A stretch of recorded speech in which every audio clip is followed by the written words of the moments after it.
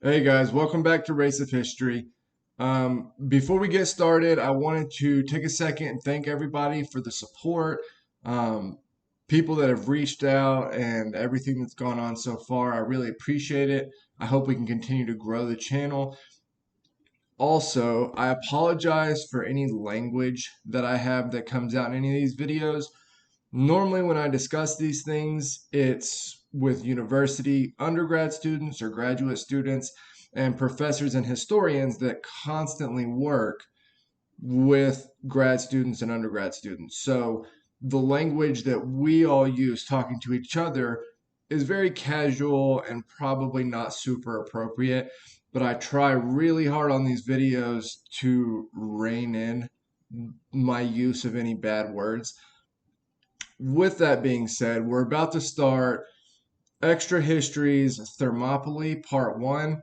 This is a period of history that I really like and enjoy. However, there are very few sources for any of the information that we're going to be covering. Most of what comes from this time period comes from one source directly, nearly a contemporary writer, probably about 75 years post when this stuff happened. But uh, with that being said, if there's anything you hear that you disagree with or think that it happened differently, grab a cue card because historians argue about this stuff all the time. But with that being said, let's get into it and start the video. Corinth, 480 BCE. Representatives from 70 Greek city-states have gathered to discuss a common threat. Persia, the greatest empire the world has ever seen, is invading Greece. These Greek city-states are discordant and distrustful. Some of them are technically at war with each other, but they've come together for the first time in history to face a common enemy. Yet, even under the threat of annihilation, they can't agree. By the time they adjourn, only 30 states remain in this new Hellenic alliance. Of the 700 city-states in Greece, most have opted to either stay neutral or capitulate to Emperor Xerxes. The Greeks, those who are left, choose the place that they will take their stand. Yeah, I think it's 10% or right around 10% of Greek city-states that actually decide to fight against Persia as a solidified Greek unit. But at the time, there is no national Greek identity. Everybody's identity is strictly based on their local city state. A lonely pass between a mountain and a sea. Thermopylae.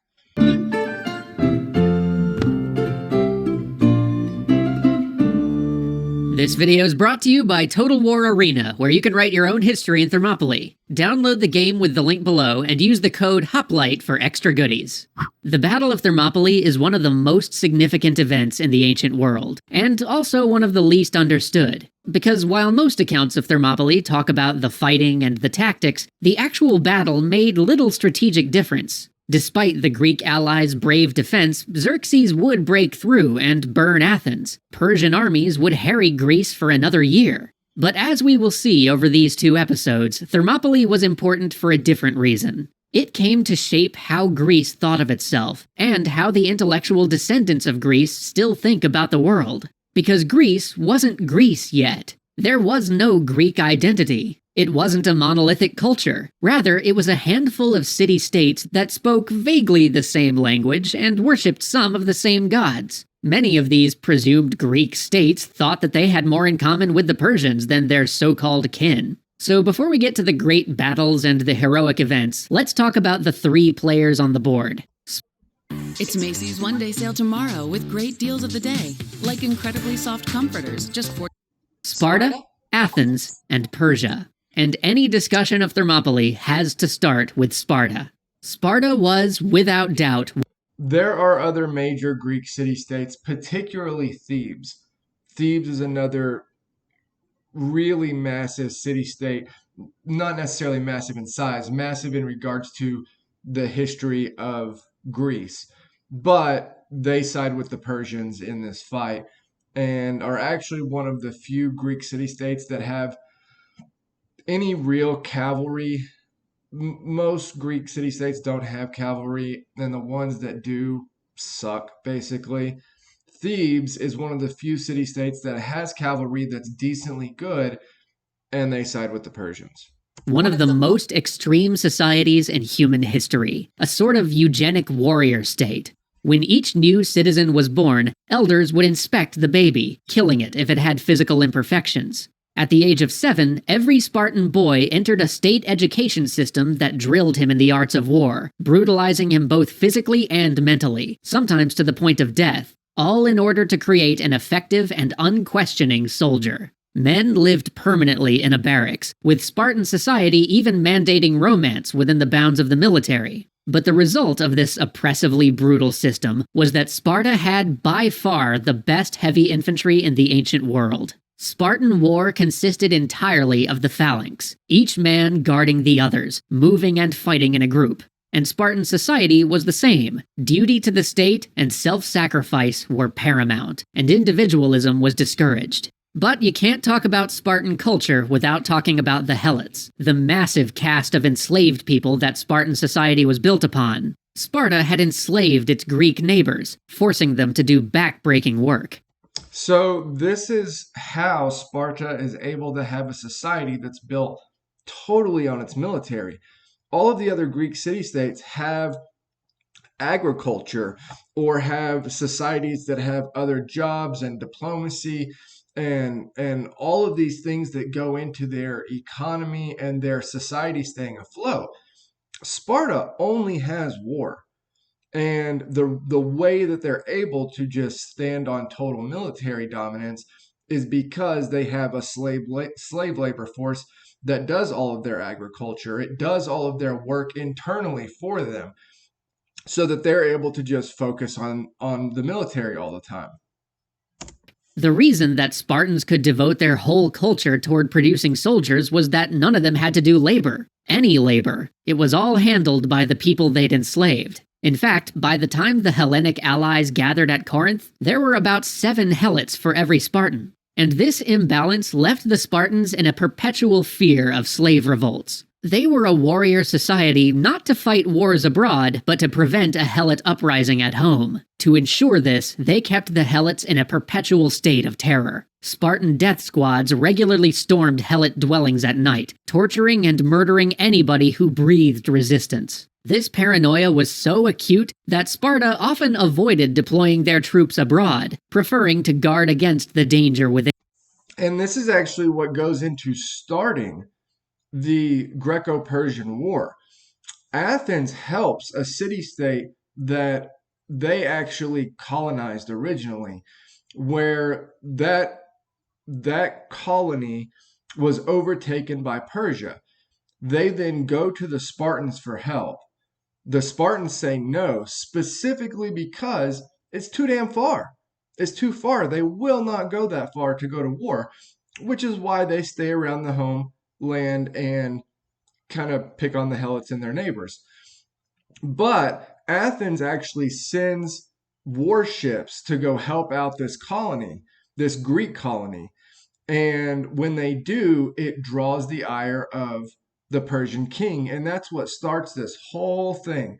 Now you can imagine if you're another Greek city-state living in, anywhere near Athens, whenever you find out that this has happened, you have basically just put a giant red flag of defiance in an area that the Persian king wasn't even looking at.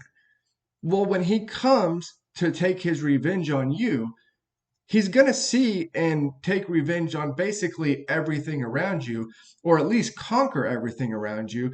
And so all the other city-states you can imagine are looking at this like, what did we do? Like, how are we involved in this?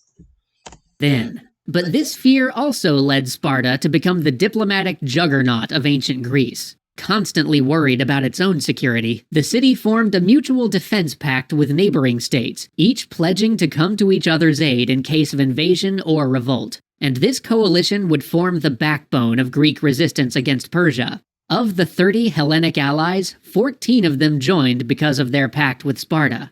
But you know who wasn't part of that pact?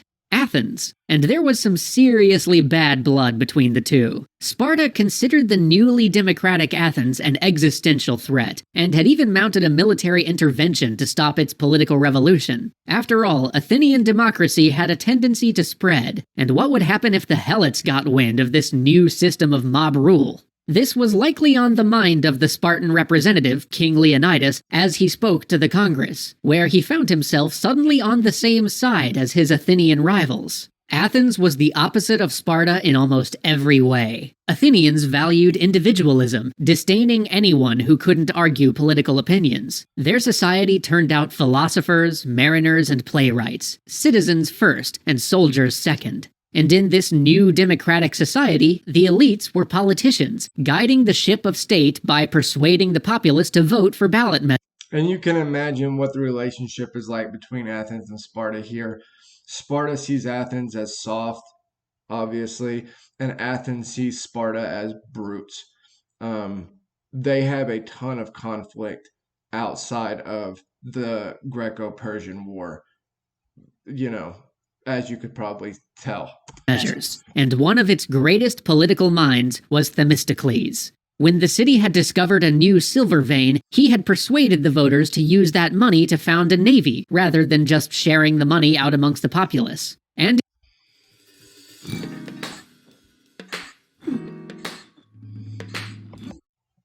it was Themistocles, master of this shiny new fleet.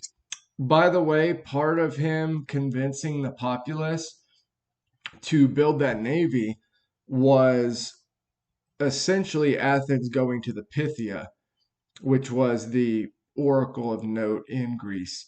And the Pythia gives essentially a whole couple of the most gloom and doom revelations that are supposedly coming from the god Zeus about the upcoming war. But one of these messages that they get from the Pythia, which in a lot of cases are kind of nonsensical, and they take it back to the town and they kind of deliberate what she meant when she said this or what she meant when she said that. What ends up happening a lot of times is the people that thought that they should do one thing were like, well, yeah, that's what she meant when she said that. And the people that wanted to do something else were like, well, no, that's what she meant when she said that.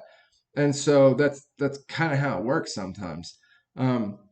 However, that's true. What ends up happening is the Athenian government and their people decide that they are going to construct a navy. And from this point on, they will be known as a pretty substantial naval power in this region.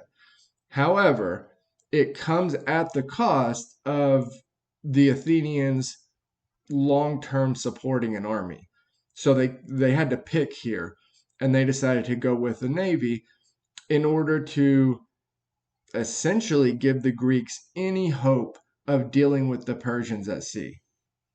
Who represented Athens at Corinth, putting aside his reservations about Sparta, much like Leonidas was putting aside his queasiness about working with Athens. Given the Spartans' warrior culture and diplomatic prowess, he even supported Leonidas as overall leader of the coalition. Where Sparta brought diplomatic and military might, Athens brought its navy and its creative streak. Because while Athenian democracy was more chaotic than Sparta's dual monarchy, it also gave them room for a more flexible type of strategic and political thinking. But it is important that we don't confuse Athens with a modern democracy. At most, only about 30% of the male population voted. Athenian women couldn't hold property or run households like their Spartan cousins. And foreign slaves, while not treated quite as badly as the Helots, did make up about half the population of this great city-state of equals. In fact, while both Athens and Sparta insisted that they fought for freedom and against Persian slavery, they didn't mean freedom in the way that we understand it.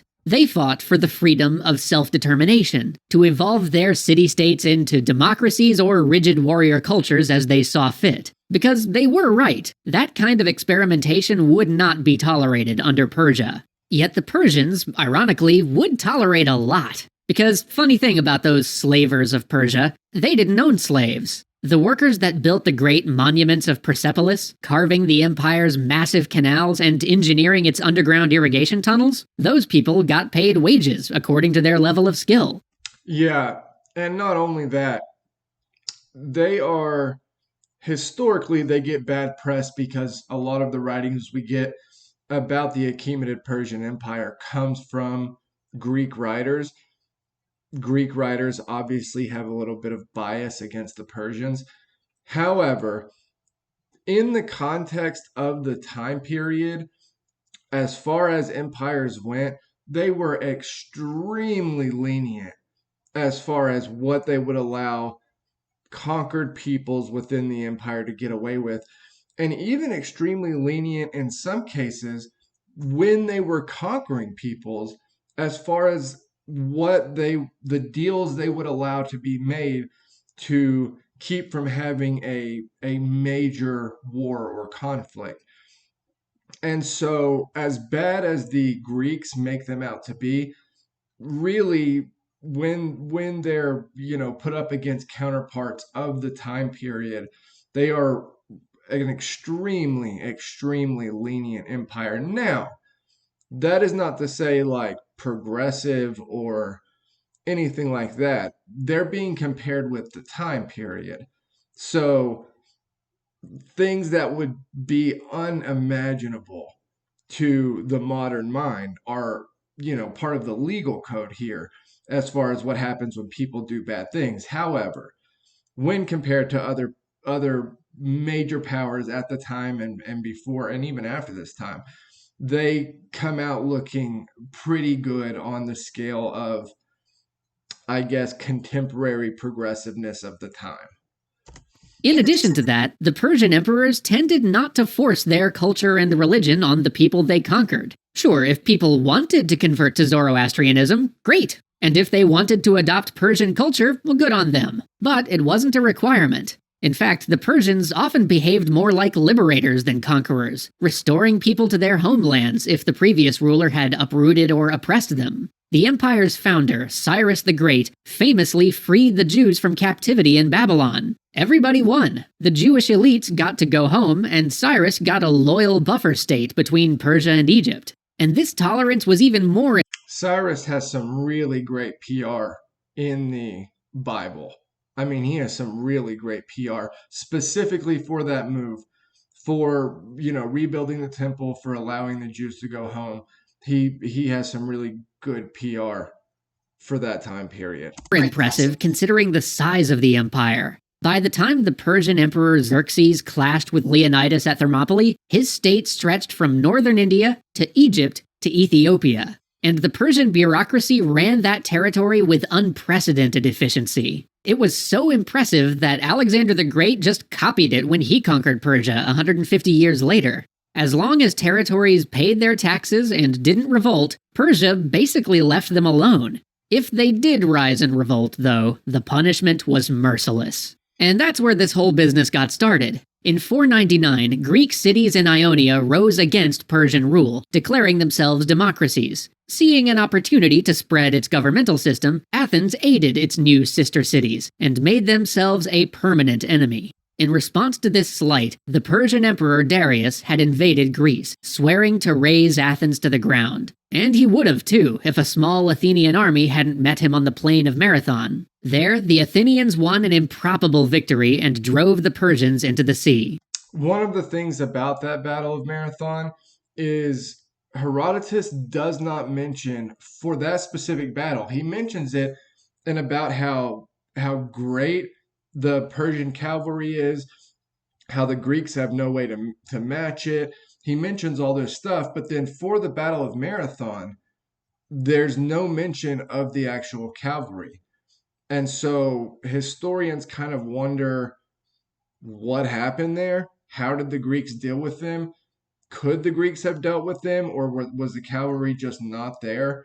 There's some later writings that suggest that maybe the Greeks got word that the cavalry was away, and that's why they attacked, but that's probably not super dependable, later writings. So there really is no telling here, but essentially what ends up happening is, yeah, they rebuff that blow from Darius and the Persians initially. Which would have been slightly less improbable if Sparta had helped out, but the Spartans had been in the midst of a religious festival and refused to anger the gods by marching to war. But that wasn't the end of the Persians' ire. Oh no. For the armies of Darius' son, Xerxes, were marching into Greece, crossing the Hellespont on a kilometer-long pontoon bridge built by Egyptian and Phoenician engineers, accompanied by the largest invasion ever assembled. Where his father had failed, Xerxes aimed to succeed. So Athens and Sparta, these once and future enemies, got to work. After days of strategizing, Themistocles proposed a two-front defense. First, the Athenian navy would stop the Persian fleet from landing troops behind the Greek army. Second, Leonidas and his Spartans would hold the Persian army at bay on land, in a lonely pass named after the geothermal springs nearby. This pass was known as the Hot Gates, Thermopylae. All right, that was Extra History's Thermopylae, the Hellenic Alliance, Part 1. I will get to Part 2 probably tomorrow, and thank you for watching. Like, leave a comment, or subscribe, and I will see you guys next time.